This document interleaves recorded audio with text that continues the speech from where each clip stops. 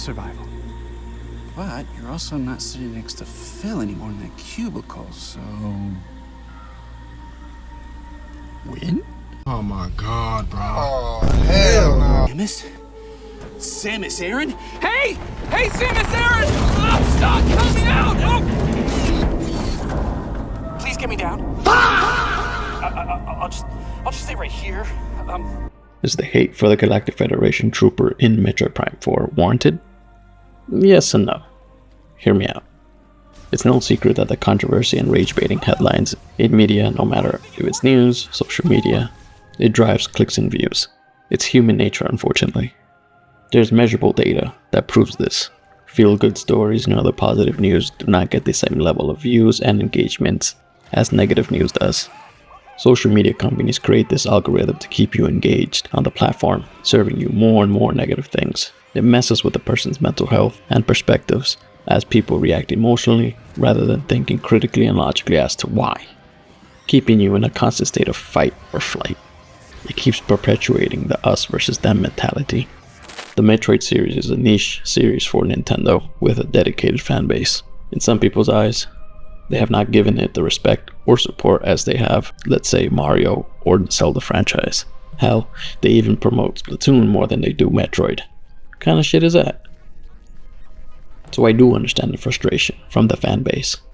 I share some of those as well, as Metroid is one of my favorite gaming series.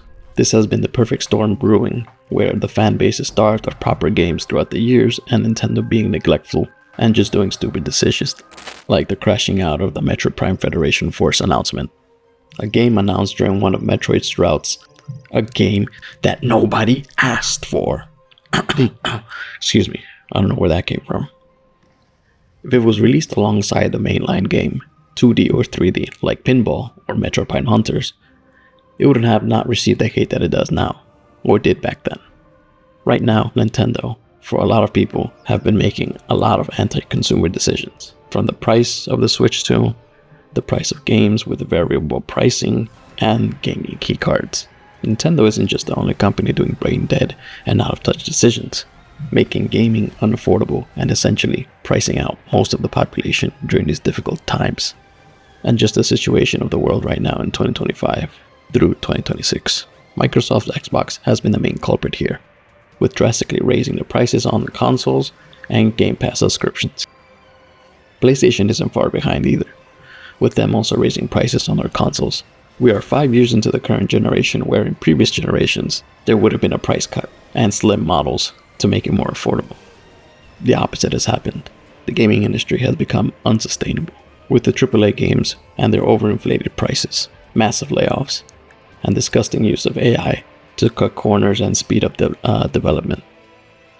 All to save money and give the shareholders their money, putting profit and automation over creating a world that is fun and great to play.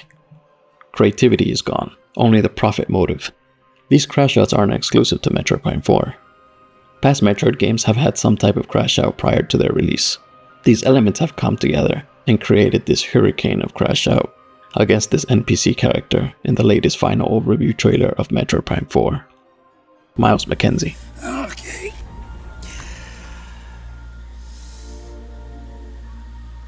What?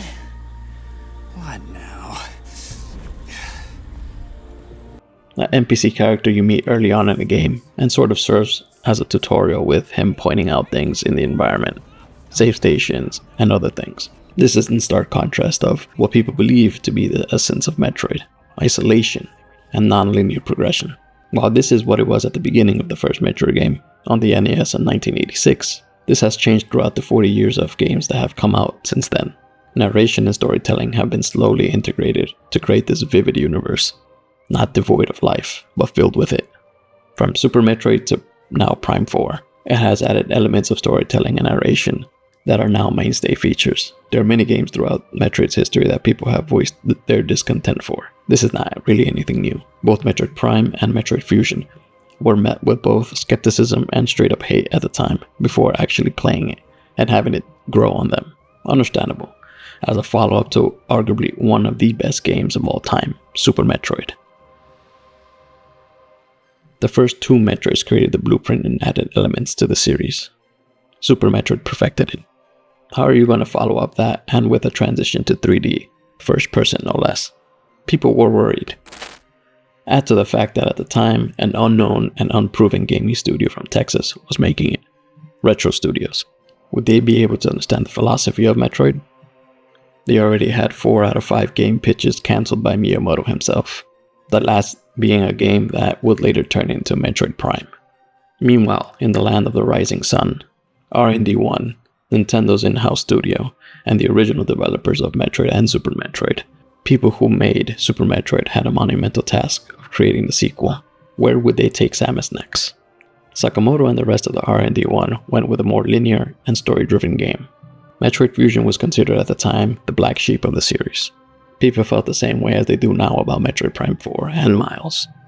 It was very polarizing, while the sense of isolation and now horror were even more prevalent as you explore an empty space station after a disaster occurs with Samus's infected suit parts that were transferred there after she almost died because of an X-Parasite. The X-Parasite mimics its host, taking their form. Here, the hunter became the hunted. The X-Parasite took the suit and created a soulless clone of Samus. Driven by instinct of infecting and multiplying for survival, Samus interacts with an AI from the Galactic Federation that briefs her and shows her next objective. This element strays away from the first 3 games. This expands the lore that the Metroid universe is lived in. There's life and other elements in this world. While she is in isolation, she is not in a void. Where she is the only living sentient being in the universe, she has to get her missions from somewhere. Metroid Prime 2 interacted with a living ancient race, the Luminauts. Like the Chozo, they are another ancient race with advanced technology at the verge of extinction because of a cataclysm. The Luminauts can be considered to be like an AI computer like Adam in Fusion and Dread. They give her objectives and lore about Aether and Dark Aether. It was well implemented and did not detract from the essence of Metroid, as now Fusion added that into the world. Metroid Prime 3 and Prime Hunters delved more into the storytelling, fleshing out the Metroid universe. Samus was no longer the only bounty hunter in the universe. The Galactic Federation employs other hunters to help them in their quest to keeping the galaxy safe from the space pirates. This also was met with criticism and negativity at the time. While it's considered the weakest entry in the Prime series, it added a lot to expand the universe of Metroid. Commercially, it did better than Prime 2 Echoes, selling 1.4 million copies, while Echoes only sold 1.1. Many attribute it to its difficulty and less handholding, kinda like a Souls-like, before that ever was a thing. Many were put off by it compared to the first Metroid, which sold the best out of the trilogy.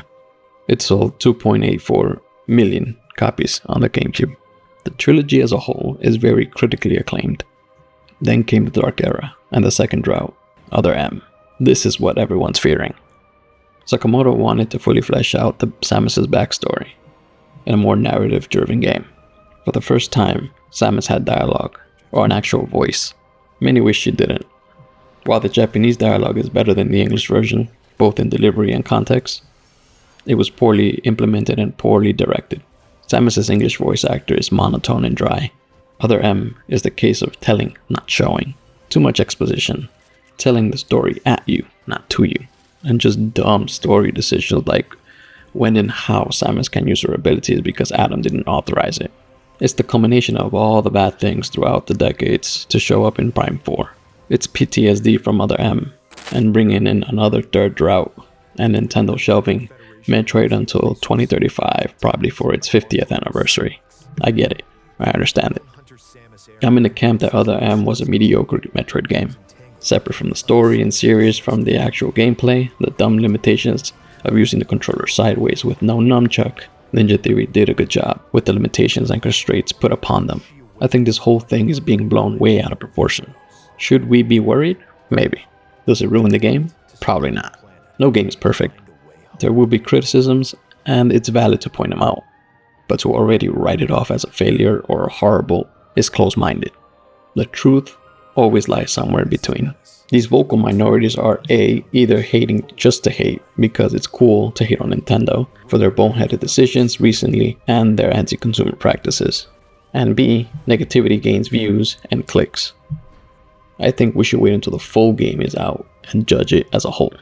I saw a comment in the Metroid subreddit that is the culmination of the hate for Myles.